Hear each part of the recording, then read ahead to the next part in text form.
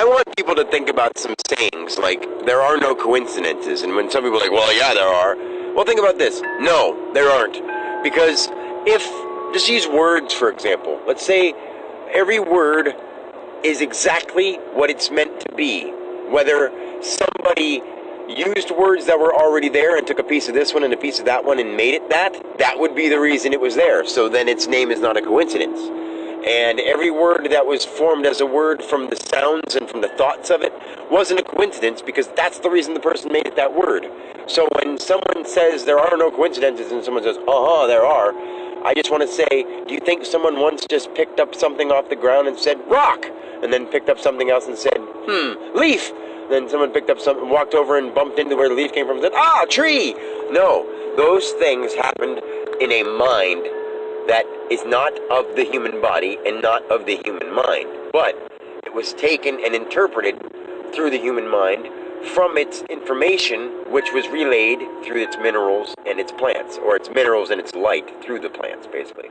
And as we did that, we explained stuff to ourselves only in a way that could happen. The natural way. Everything is in order and proper.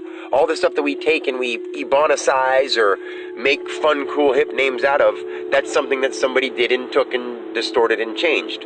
Just like you can spell the name Mindy, M-I-N-D-Y, and you can say Melinda in its full form. You can say M-I-N-D-I with a heart for the I dots. You can do that too.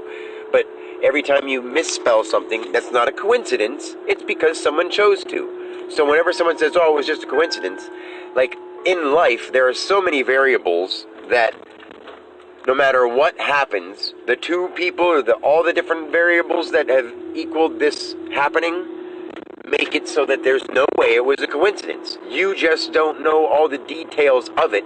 So you're like, must have been a coincidence, or just by accident, or it must have been some chance. Never has there been. Like, we'll get more into that later. Why do you think the word chant and chance both have the same thing about, like, you chant something usually to incantate or to enchant somebody or to make them fall under a spell or to remember something or to make an invisible or non-seen thing happen. But when you say, I'm going to take a chance, it's the same thing, because you don't know if this unseen thing is going to happen.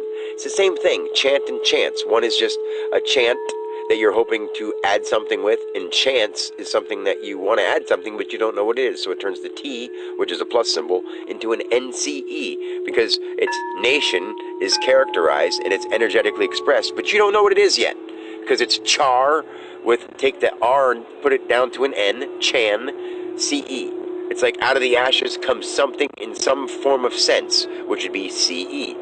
It's like C is a character of some sort. When a C is by itself, it means like a half an S. An S means two senses, which is like two C's and an E together. I don't know how to explain it better than that. Two C's can mean an S, two C's and an E can make an S. Two S's and an E make a Y. Sometimes NCE with an S makes a Y. It's different for those things, but there are ways that we make tenses and we make different forms of the same word, and I'll explain that stuff later. But what I wanted to say is that people need to try to see that.